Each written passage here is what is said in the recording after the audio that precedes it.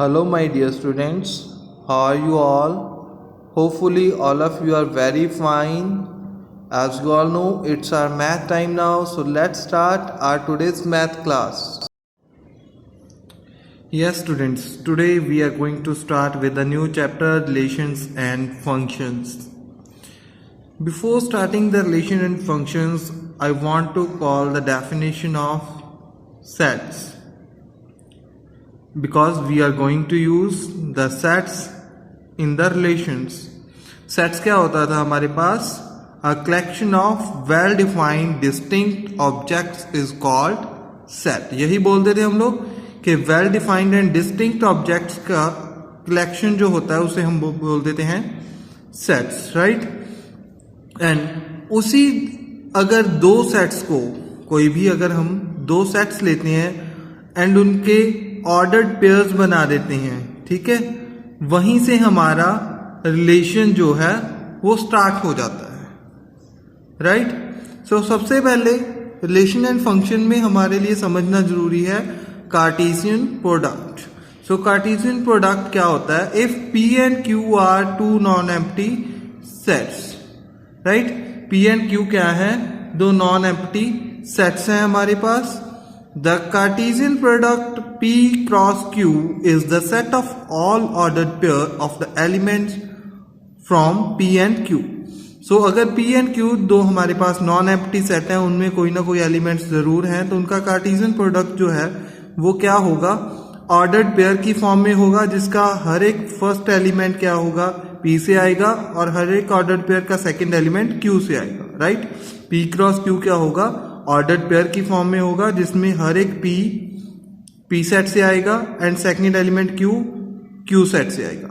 I think this is clear to all of you. Now here we have some important points which will help us to know more about the relations and the functions. Two ordered pairs are equal if and only if the corresponding first elements are equal and second elements are also equal. दो अगर हमारे पास ordered pair दिए गए हैं, वो कब equal होंगे? अगर दोनों का फर्स्ट एलिमेंट भी इक्वल हो और सेकंड एलिमेंट भी इक्वल हो. अगर हमारे पास एक P, Q है एंड एक A, B हो, सो P A के इक्वल होगा और Q B के इक्वल होगा, तभी हम लोग बोल सकेंगे that ordered pairs are equal, right?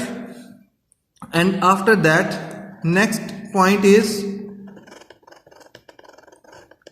if A has P elements and B has Q elements. A कोई सेट है जिसमें P elements हैं and B कोई सेट है जिसमें Q number of elements हैं, right?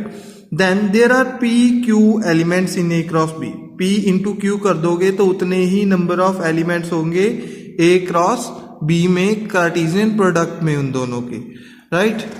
And after that, point 3, if A and B are non-empty sets, अगर A and B दो non-empty set हैं, दोनों में कुछ ना कुछ एलिमेंट हैं, दोनों में से कोई भी empty नहीं है, and one of them is infinite, and दोनों में से अगर कोई भी infinite है, then so is A cross B. So then A cross B भी क्या होगा? infinite हो जाएगा. A and B अगर कोई non-empty set हैं एंड दोनों में से कोई भी एक अगर इनफाइनाइट हो गया तो A क्रॉस B भी हमारा इनफाइनाइट हो जाएगा. And after that last point is A cross A. अगर हम तीन सेट्स को कार्टेशियन प्रोडक्ट में लेते हैं तो हमारे पास ऑर्डर्ड पेयर्स नहीं आएंगे, हमारे पास क्या आएंगे? ऑर्डर्ड ट्रिपलेट्स, ठीक है? जैसे A, B, C, जैसे थ्री डायमेंशनल में पॉइंट लेते हैं हम लोग x, y, z, वैसे, राइट? जिसमें फर्स्ट एलिमेंट जो है वो आएगा फर्स्ट सेट से, सेकंड एलिमेंट सेकंड सेट से, थर्ड एलिमेंट थर्ड सेट से. अब यहाँ पे हमने A cross B cross C की बजाय A क्रॉस A लिया है, सो दैट मीन्स सारे के सारे एलिमेंट्स A से ही आएंगे. A, B, C A से ही बिलोंग करेंगे, ठीक? So A cross A is equal to ordered pair A, B, C, where A, B, C belongs to A. Here A, B, C is called an ordered triplet, and इसको हम लोग क्या बोलेंगे? ordered triplet.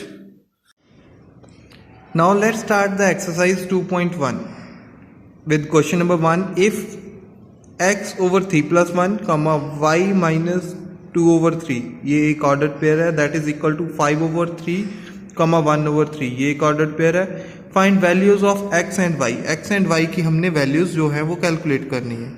हमने पढ़ा था जो important points थे उनमें कि अगर दो ऑर्डर्ड पेयर्स इक्वल हैं तो उनके फर्स्ट एलिमेंट्स भी इक्वल होंगे और सेकंड एलिमेंट्स भी.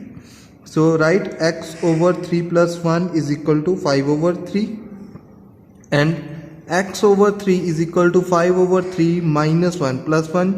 जब इक्वल के दूसरी साइड में शिफ्ट करेगा तो खुद का नेचर चेंज कर लेगा, ये माइनस का हो जाएगा. अब 5 over 3 minus 1 करोगे तो आपके पास क्या आ जाएगा, दैट इज 2 over 3, राइट. अब दोनों साइड डिनोमिनेटर में 3 है तो कैंसिल हो जाएगा. Then we got x is equal to 2. इसी तरह से हम लोग y कैलकुलेट कर लेंगे. y कैलकुलेट करने के लिए हमें क्या करना पड़ेगा, y minus 2 over 3 is equal to 1 over 3.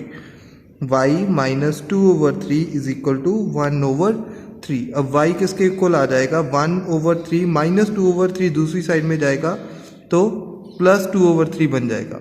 अब डिनोमिनेटर सेम है तो कॉमनली आ जाएगा, या एलसीएम बोल सकते हैं, 3 आएगा. अब जब हमारे पास डिनोमिनेटर सेम होते हैं तो न्यूमरेटर्स को हम डायरेक्टली सॉल्व कर लेते हैं. सो 2 plus 1 3, 3 से 3 कैंसिल किया. Then we got y is equal to 1. ठीक है, x की वैल्यू 2 एंड y की वैल्यू 1 हमारे पास आ चुकी है. Next question is question number 2. If the set A has 3 elements, set A में 3 एलिमेंट्स हैं and set B is equal to 3, 4, 5 and then find the number of elements in A cross B. A cross B में कितने elements होंगे. We know that number of elements in A are 3 and number of elements in B are also 1, 2, 3. ये भी 3 हैं. Then number of elements in A cross B कितने होंगे, that is 3 cross 3. That means 9 elements जो हैं वो A cross B में होंगे. Now here we have question number 3. Question number 3 में हमारे पास क्या है, G एंड H. दो सेट्स दिए हैं, हमने कैलकुलेट करना है पहले G cross H and then H cross G. अब G क्रॉस H कैलकुलेट करना है तो फर्स्ट एलिमेंट पहले किसका रहेगा, G का. सो 7, 5, फिर 7 किसके साथ में जाएगा, 4 के, फिर 7 किसके साथ में जाएगा, 2 के. ठीक, अब 7 ने सबके साथ में अपना कार्टेशियन प्रोडक्ट बना लिया. अब 8 के ऑर्डर्ड पेयर्स क्या बनेंगे, 8, 5, 8, 4 एंड 8, 2. आप चेक भी कर सकते हो, मैंने बताया था कि नंबर ऑफ एलिमेंट्स को मल्टीप्लाई कर दो उतने नंबर ऑफ ऑर्डर्ड पेयर्स होने चाहिए. 2, 3, 3 to 6, 1, 2, 3, 4, 5, 6. That means our question is right. So after that H cross G जब हम कैलकुलेट करेंगे तो हमारे पास क्या होगा, पहले 5 इन सब के साथ कंबाइन करेगा. सो 5, 7, 5, 8, देन 4, 7, 4, 8, देन 2, 7, 2, 8. राइट. सो ऐसे सॉल्व करेंगे.